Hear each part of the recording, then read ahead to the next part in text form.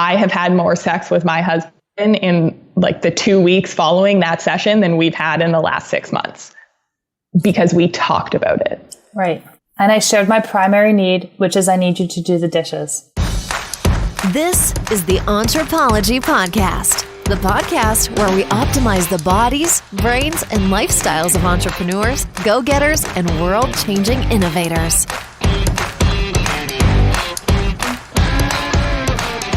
Welcome to the Anthropology Podcast. I'm your host, Dr. Megan Walker.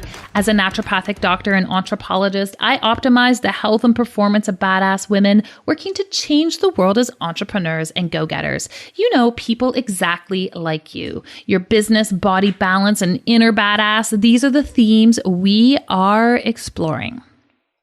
So if I asked you what brings pleasure to your life, how would you answer that question? Would you have a series of answers ready to go? Would you look at me with a blank stare? Would you go, ugh, that isn't going to happen until I retire and the kids leave the house? No matter where you are at on this spectrum, my guest today is speaking to you. Dr.Jordin Wiggins is a naturopathic doctor, a very dear colleague, and someone who is immensely passionate about bringing pleasure back into the lives of women. Now, while she loves to talk about pleasure in the context of sexual pleasure and gratification and all of those things, we both discussed in today's episode that we are not going to be able to achieve those things until the fundamentals of pleasure are in place in our life. Sometimes that means a glass of wine. Other times it means someone is going to do the dishes. But in either case, if having a different type of year is what you want to have in store for 2020, I guarantee listening to the wisdom of Dr.Jordin Wiggins is going to make all the difference. It is truly my pleasure to introduce you to her and have her on the Anthropology Podcast here today. Dr.Jordin Wiggins, welcome to the Anthropology Podcast. Hi, Megan. So happy to be here. So we have a lot of really great stuff to start to unpack. We are talking not just like women's health. We are going to talk about the passionate side of women's health, the side that we really have an opportunity to speak openly about. And before we do that, I would love for you to give everyone a little bit of a background in terms of who you are and why this is a subject area that you are so passionate about. So my main focus, my main purpose in life is that the lack of pleasure is a health problem that we have to fix, especially for women. The women that I work with, both in my clinic in Niagara, Ontario, Health Overall, as well as with the online coaching program, the Pleasure Collective, that is our mission to change the way that we talk about, educate, and deliver sexual health and wellness for women. So why is there, I'm just going to ask this straight out because I've been in practice for 12 years. I talk to women about this stuff all the time.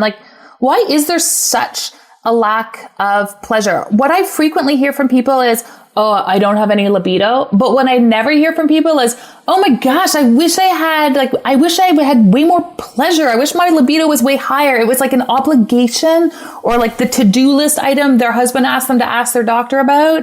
It doesn't even feature on the radar of women. What the heck's going on? That's actually an amazing question and a really good point to start because it's a part of the problem because people don't even understand what the problem is. They think that they just want to have sex maybe once or twice a week or whatever would satisfy their partner.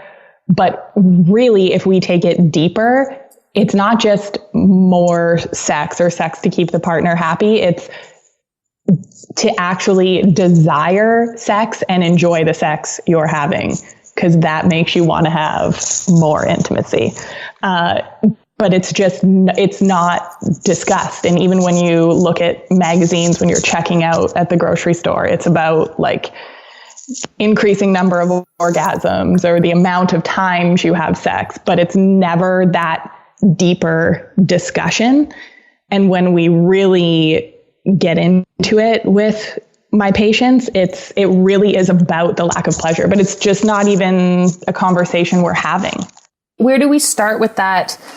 with that piece, because I think for a lot of women, they're like, if I could pick between having sex or going to sleep, I just actually want to sleep. Like, I'm just tired. Yeah. Like, we get so tired. I don't know, men don't seem to get as tired as we get. I don't know what the deal is there. But what is that? Is that a lack of libido? Is that where we are? Is that where we are at in life? And we had some kids and we had career and we had these other things. Is it like, what's going on for people? Is this a hormone issue? Where do you start with people when that's the scenario? Because I feel like that's the scenario of everybody listening here today. Oh, completely. And the thousands of women at our clinic, it's so common. 50% of women experience sexual dysfunction at some point in their life. So this is a massive problem. And if this was affecting that many men, I really think that there would be like national holidays, billions of research dollars funding towards trying to figure it out. But it's something like 7% of men. So it's really disproportionately women are affected.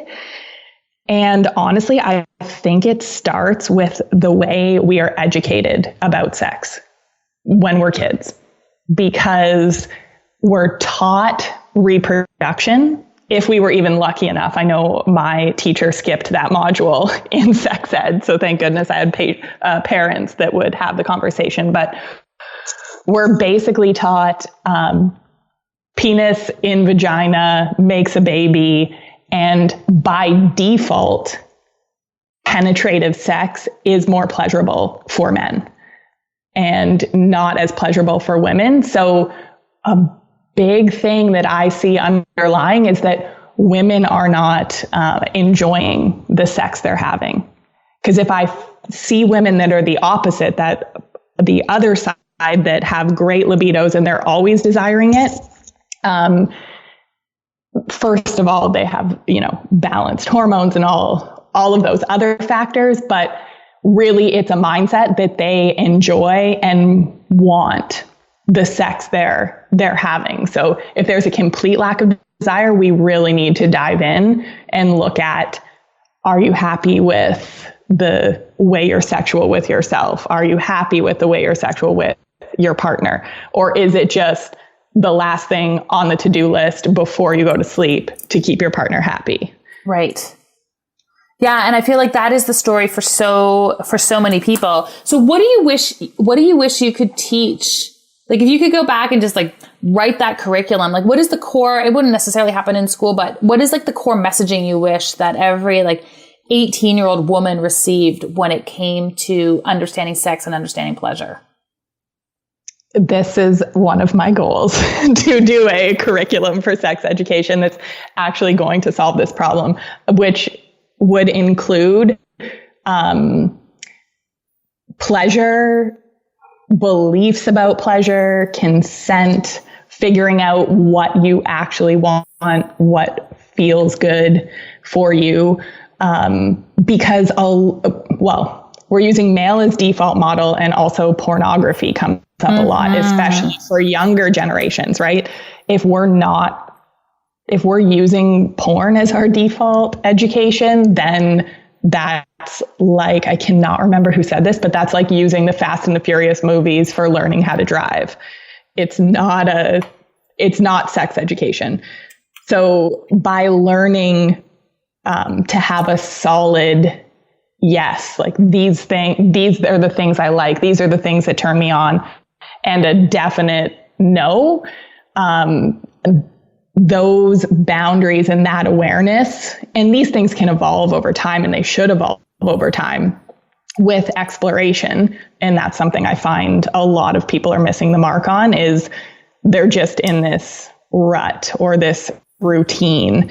And for a lot of the women that I work with, they're even performing or doing things that they think feel good or look good for their partners, and not what actually feels good in their bodies. And then they don't want sex. And of course they don't. Well, I feel like hormones are smart that way. When you find a path that actually is pleasurable for yourself, it reinforces things in a positive way. It maintains that libido. When you get caught, and it's not the only reason why we have hormonal dysfunction around or lack of balance around desire as women, but there definitely is a perpetuation when you're on the right track. Your hormones are like, this is really great. I'm going to feed you more of this. I'm going to amplify that desire. Like it really is self-fulfilling from that perspective. Exactly. And that goes to the myth that sex is a drive. Sex is not a drive. It's not like hunger, where if you do not eat, you would, starve essentially. With sex, the less sex you have, the less sex you actually want to have. So people think that it works the opposite way. And when you're having sex and beyond that, having pleasurable sex, you automatically want more, and your hormones, the dopamine, the oxytocin, the extra estrogen, balancing of sex hormones as well, that all happens favorably and to make you want more. So how do you differentiate that clinically for people, whether we actually just have a hormonal imbalance for a variety of different reasons, or whether, where do you start really is what I'm asking? So I start with a questionnaire for my patients, and a little 30-minute chat that we have. And we're basically going through what's going on. Can you orgasm? Is your hair falling out? Are you gaining weight? Do you have vaginal dryness? Is sex painful? Do you think about sex out of the blue? Would you be happy to never have sex again? Would you rather be on Instagram than have sex? So I go through what's more cellular physiologic questions and what is more mindset. And usually it's quite clear which way we need to go to solve the problem. Because if sex is painful, if women cannot orgasm at all, vaginal dryness, and other things, weight gain, all that, it's likely that there is a hormonal component, and I will always test and do blood work to either rule that in or rule that out. And interestingly enough, more times than not, hormones are okay. And the overwhelming majority of the time, it's the desire piece, the lack of pleasure piece, where we really need to start to work on it. And where do you start with that piece? Re-educating about what pleasure is. And I'll often, this is common, and I'm sure you see it in your practice as well, anhedonia, or the lack of pleasure, lack of joy in life, just sort of feeling dull, like something's missing. The things that used to make you happy don't make you happy anymore. It's one of the diagnostic criteria of major depressive disorder. But I find the overwhelming majority of the women that I work with have anhedonia. They don't necessarily have depression. They don't fit all of the criteria, but they're lacking joy and the ability to take pleasure. And usually they're doing for everyone else. Right.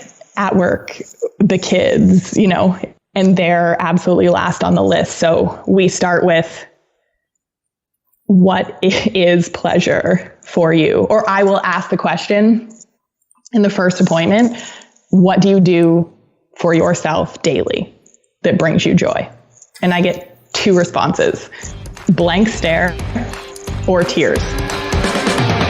They say that you are the product of the 5 people with whom you spend the most time. Imagine you could spend time with hundreds of fellow entrepreneurs and go-getters looking to up-level their business, body, and mindset. The Anthropology Collective does not belong to us. It belongs to you.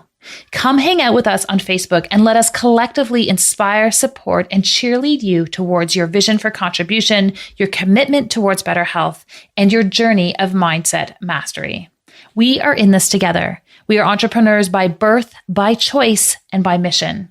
We are the Anthropology Collective. Search for us on Facebook and come join your tribe. And to be clear, when we're talking about pleasure, I feel like for women who are tired, I'm going to throw myself in that category. I have 3 children. I'm tired. sex is one thing and pleasure derived from sex is one thing, but I do feel like that is like, that's on one end of a spectrum of what pleasure can be. Like when you're talking about pleasure, are you referencing pleasure on a continuum here? Or are you talking about sexual pleasure, the gratification from sexual pleasure? Just so we're clear where everybody's at. Yeah, that's a great point, and thank you for backing that up. It is a continuum, and it's about, so for example, I was having this conversation yesterday with a patient. She absolutely hates her commute to work.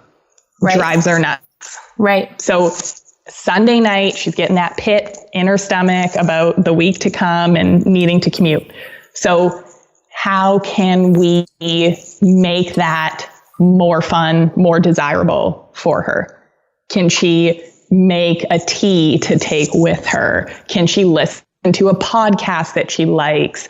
So we're talking about pleasure in literally every aspect of life. For me, something simple is I need fresh flowers, specifically orchids, in pretty much every room because I love them and they make me happy. Yeah.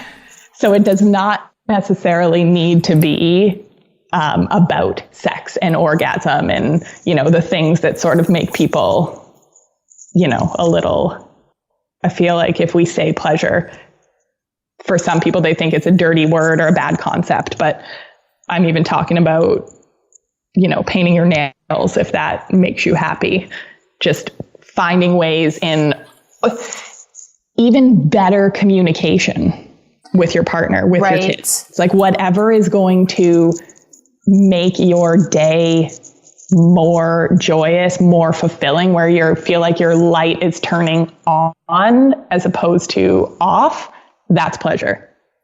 Right. And I feel like there's a threshold. So I will be really honest. Like I'm actually not even remotely interested in like the idea of even exploring sexual pleasure. If I fought with my kids that morning, if my house is a mess, if my children won't eat the dinner that I made for them, if I have 85 emails that I know I have to do at the end of the day, like when there's chaos everywhere else, the idea of then having this like pocket of pleasure somewhere else, it truly does feel like one more thing. And part of, with the conversation I have with patients, and you certainly have this so much more, is really dissecting all of those other elements of their life, just like you were talking about, and making sure that those are like 7 out of 10s first, because otherwise it's just clutter.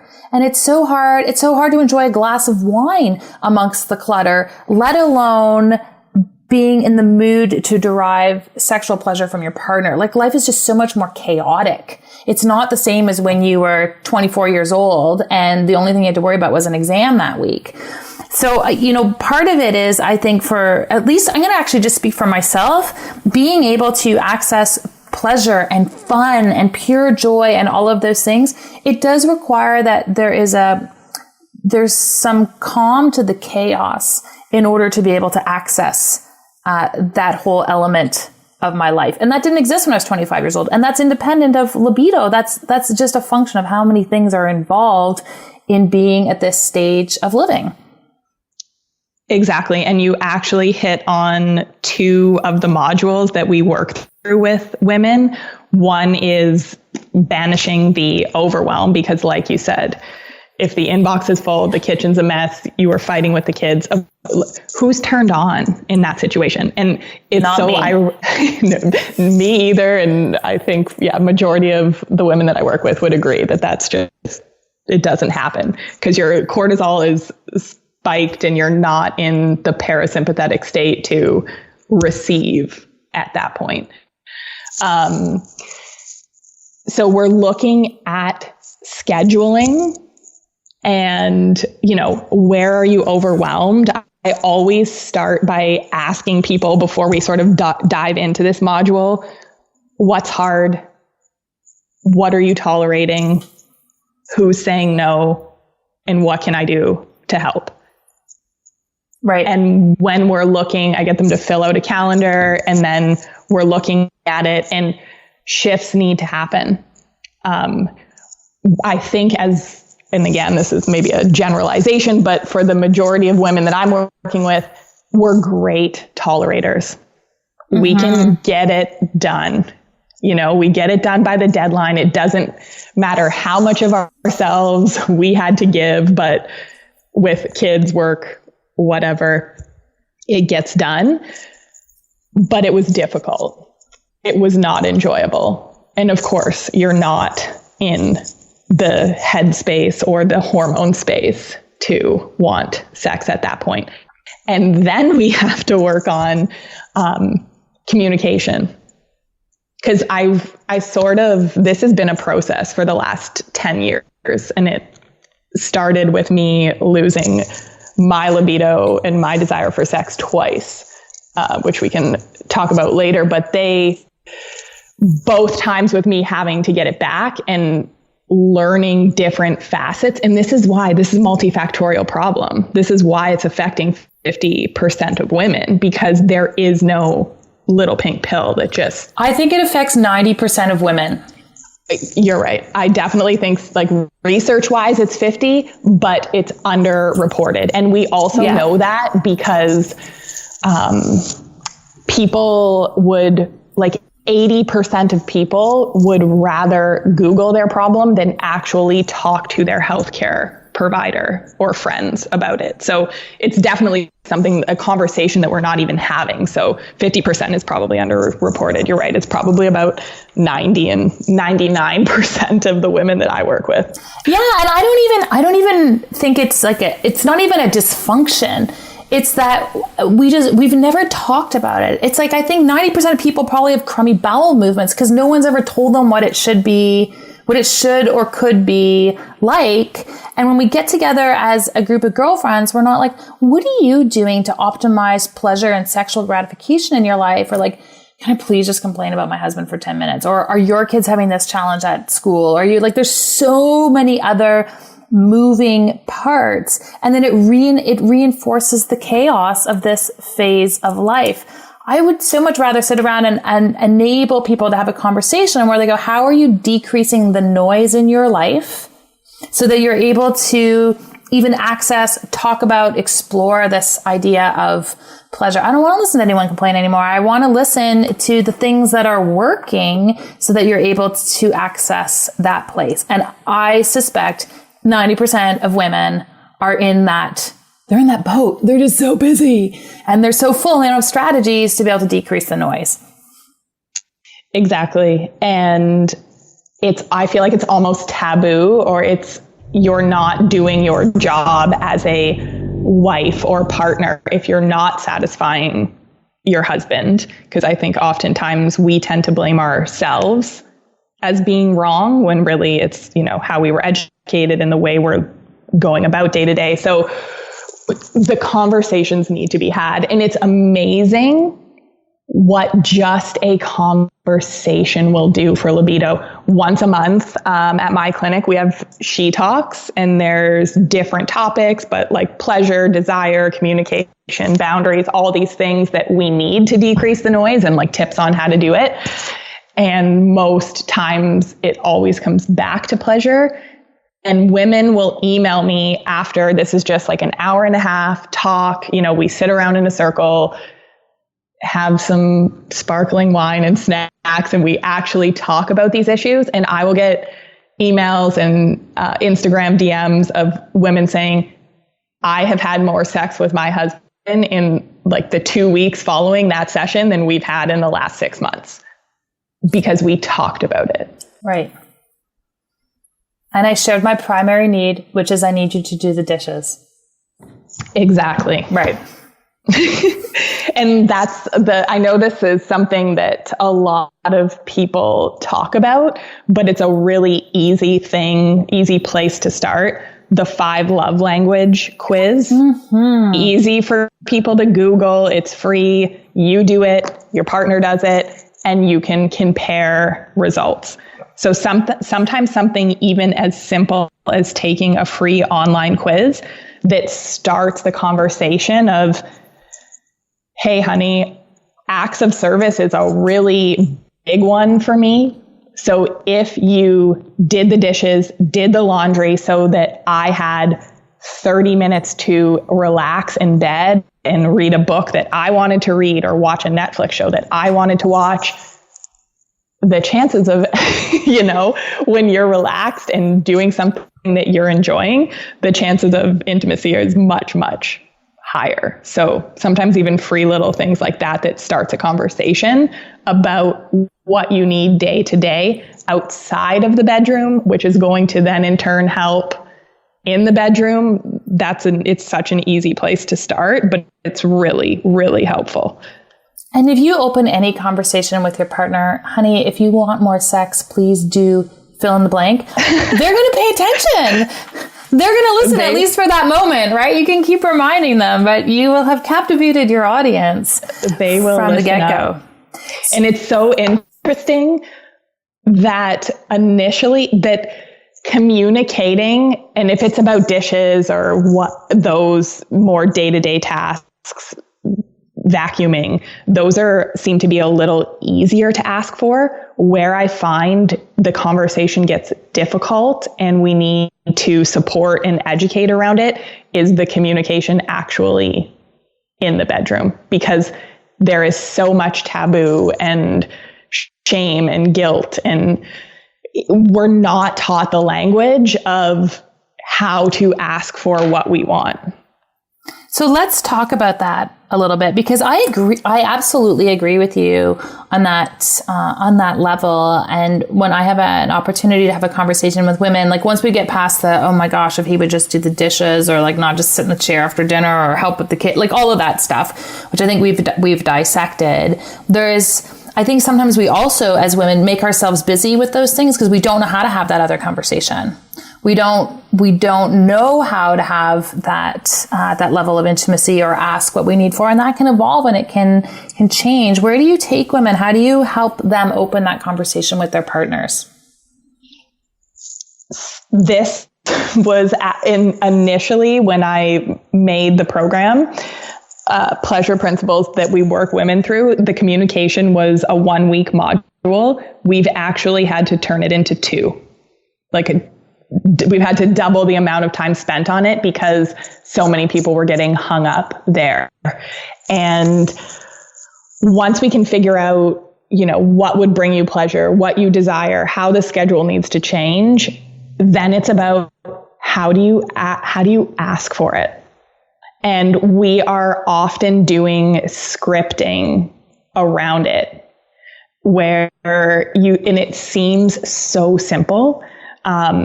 We start with a yes, no, maybe list. Like, these are the things I like. These are the things that I would maybe try. 'Cause sometimes partners, if there are mismatched libido, sometimes partners are asking you to do something that you don't really want to do to try and shake it up, and it makes both people uncomfortable. So we're sort of ranking like, these things I would definitely do or enjoy doing. Maybe I would do these under the correct circumstances, and these ones are a hard no for me, kind of thing. And even just getting women to explore what those are for them, because when do we just sit around and think about what would make us happy and what we would like to try sexually? And then we're also working on, once we know what these things are, how are you having that conversation with concrete examples? And we're even practicing talking about it, because it's that hard of a conversation to have, even to somebody that you've been married to for 18 years and have 2 kids with. It's fascinating to me how difficult those conversations are for people to have. And I suspect one easy gateway too for women is for them to actually ask their partner what they're looking for. Like, when was the last time you as a woman said to your partner, what would be satisfying for you? What's of interest to you? What do you want to explore? Because it opens the gateway. It starts the conversation. And we're really good at deflecting as women. So, make the commitment to yourself that you're going to return back and you're going to honor an articulation of what you want. But you can start by asking your partner what they're interested in exploring. Definitely. We usually get both parties to do the yes, no, maybe list.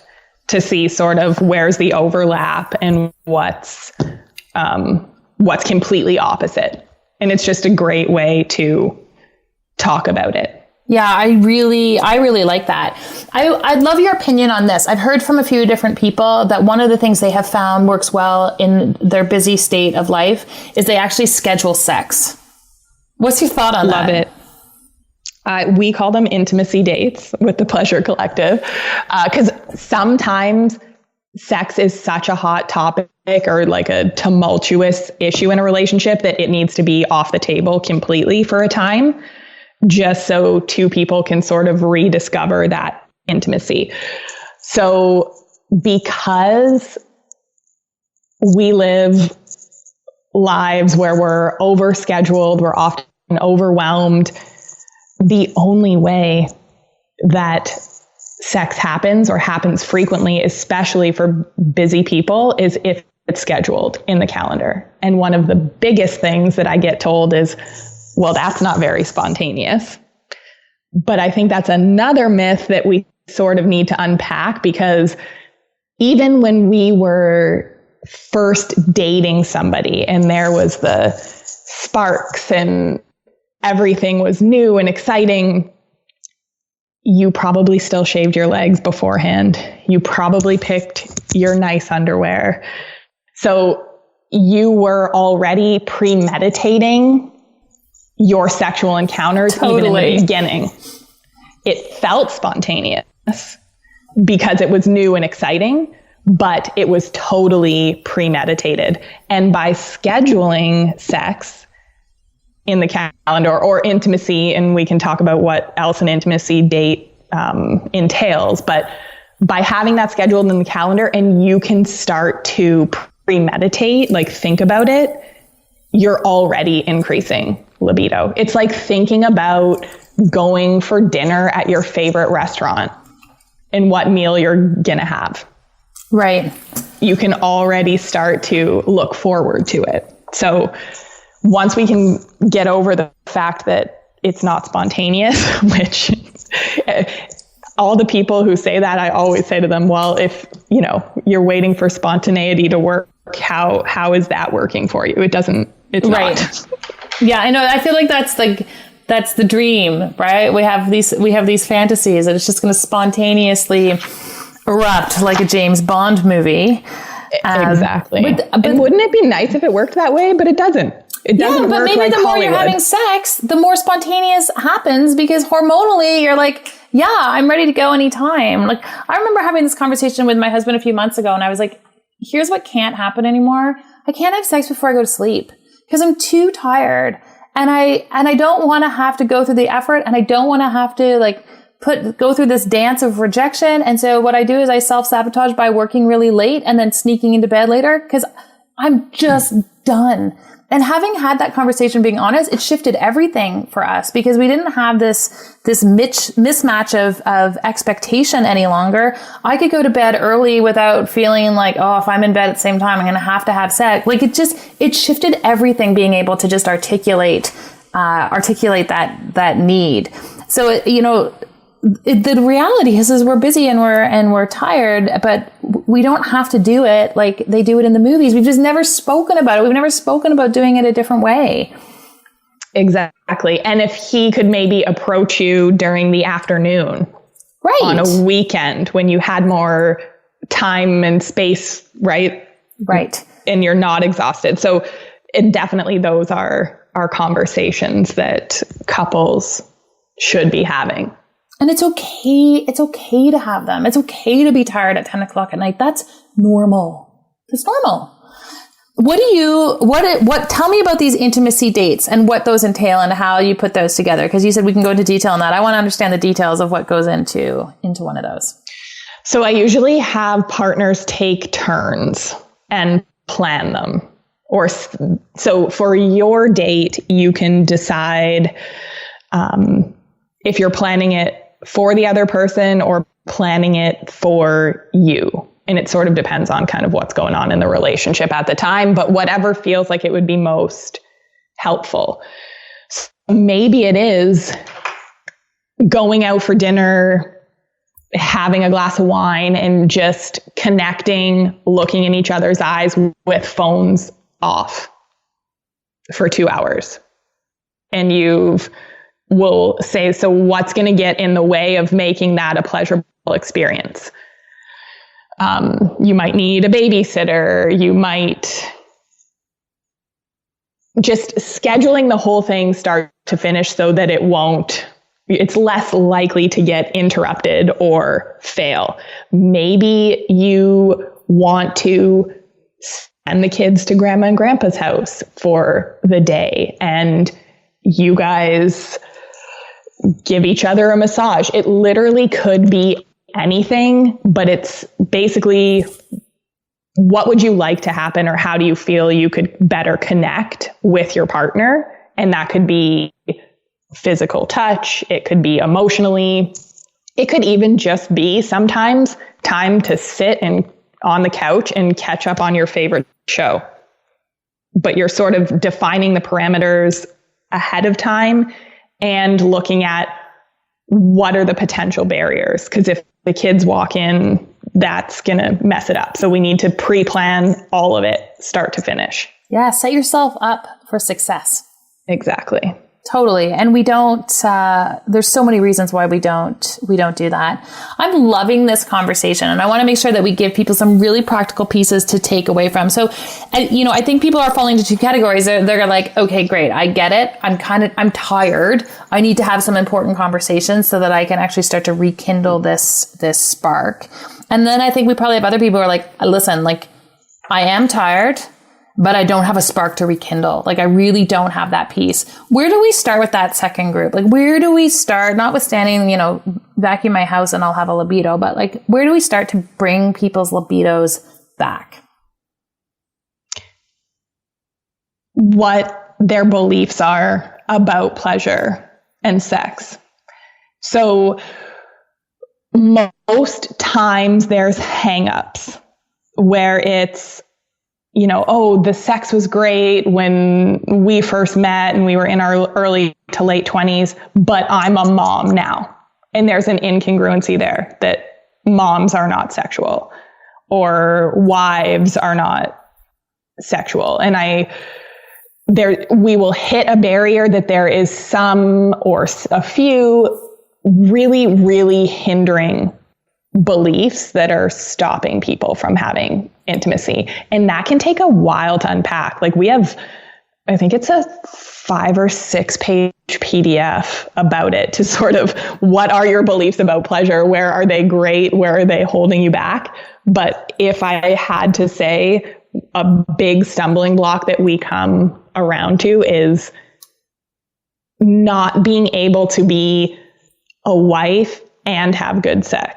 Or not even feeling like you're worthy of that, right? It's, I've got to do soccer practice and lunches and all these things. And sex is just not even something that I deserve.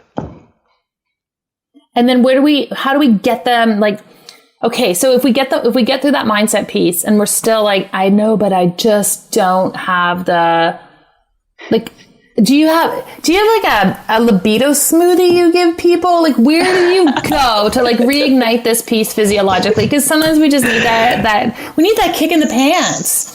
So and again, normally this is something that takes minimum 12 weeks of us working on it weekly. But if there was just a simple, what's something that I could start doing today to help improve my libido? Quick win. Yes. It would be masturbating, or like we say in the Pleasure Collective, self-pleasure. I think that's a good place to start. It's a great place to start. And again, it brings up so many hang-ups around the shame around it. People don't know how to do it properly, or they've never done it, or, they got caught when they were little and have always felt off about it. They think they're cheating on their partners by doing it. But remember from earlier, sex is not a drive. The more sex you have, the more sex you will want. And that can be solo sex as well. And if you are self-pleasuring properly in a way that feels good to you and you're exploring, we're again increasing those hormone cascades. And sometimes it's just easier and less work to do it for yourself. And then we'll start to get that positive hormone shift. And then you will want more sex with your partner. Well, it helps you triage all of the, is this organic? Is this a conversation? Is the, like, where's the root cause? It's right. It's a great gateway. And you're not mad because your husband forgot to pick up the dry cleaning. Like, it's just, easy. A quick note from our sponsor, Badass Fuel. 2 years ago, someone asked me what supplements I take to maintain my health, my energy, and my edge. And they were surprised that I only took 4 things consistently. For myself and my patients, there are 4 basics that support at a foundational level nearly every system in our body. In my quest for the highest quality ingredients and the easiest system for consistently incorporating supplementation into my routine, I formulated and manufactured my own line of foundational supplements. My intention with this line was first and foremost quality, but equally important was a system for taking and naming the support that ease the incorporation of supplements into your life.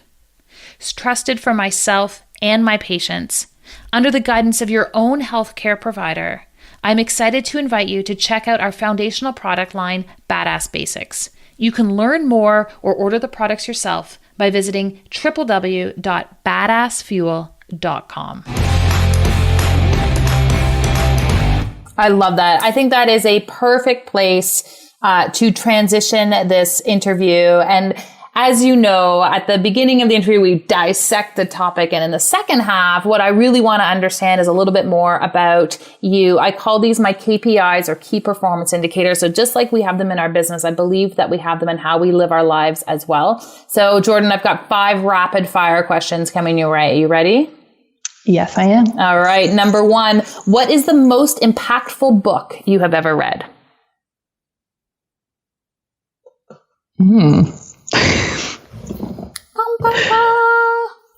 It can be all about sex. It can be like Marie Kondo. Like what is it, the book that's like really shifted things for you?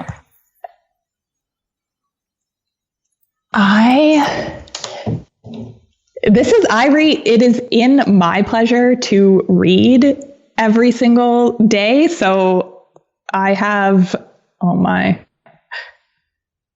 hang on, I'm just going to look at my Audible.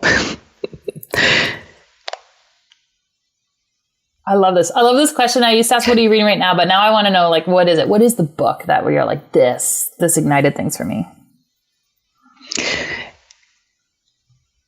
The Big Leap by Gay Hendricks. Okay. I'm getting such great reading suggestions from this. What is it about that book that was so impactful for you? Realizing the ways that I was limiting my capacity to feel good in life. So awesome. What's the one thing you're most consistent with respect to your health? Moving my body, going to yoga twice a week, at least. Those never, ever come off the calendar. What's something totally badass about you that people would not otherwise know? I have a pole in my basement. Yeah, you do. So I do, and I get my my team. We do like pole dancing, pole fitness, once a week, and I have a pole in my basement. I don't think I've shared that publicly yet. So well, this segues perfectly to question number 4, which is, what do you do for fun or play? Pole dancing. I live in the Niagara region, and we have a ton of amazing wineries. So lunch with a friend over a glass of wine in the summer is one of my favorite play things to do. Yeah, it's amazing. Sometimes it's the simple pleasures, right? And finally, entrepreneurism. Are we born this way, or do we learn to become entrepreneurs? Born this way. Oh, yeah. She knew that. Baby, I was born this way. Dr. Jordin Wiggins, it is a pleasure to have you here today. Where can we send people to learn more about what you're up to? ThePleasureCollective.com. Done. We will hook everybody up in our show notes. Thanks so much for being here with me today. Thank you, Megan. It was so much fun. Oh, I love talking about this kind of stuff. I want to move this conversation forward. I want to keep talking about what it means to have pleasure in your life. This is one of those topics that I find we so rarely discuss as women. And I'd like to keep this conversation going over in the Anthropology Collective. I don't want to know what position you are dreaming of for this year, what your sexual habits look like at this current moment. What I actually want to understand is, on a most fundamental level, what needs to be in place in order for you to have pleasure in your life? What do we need to get out of the way? What do we need to clear in order for you to have pleasure on your own terms? I think we all think we are so unique, and it's so busy and it's so crazy, and how can anyone else be experiencing this? But I believe that there is commonality here, and I would love for us to come together to find some solutions so that we can all move a little bit closer to pleasure in 2020. If you enjoyed today's episode, I'd love to hear from you over on Apple Podcasts. Share with us a review, how you feel about the Anthropology Podcast. And until next week, go build something amazing. We'll see you again next Tuesday.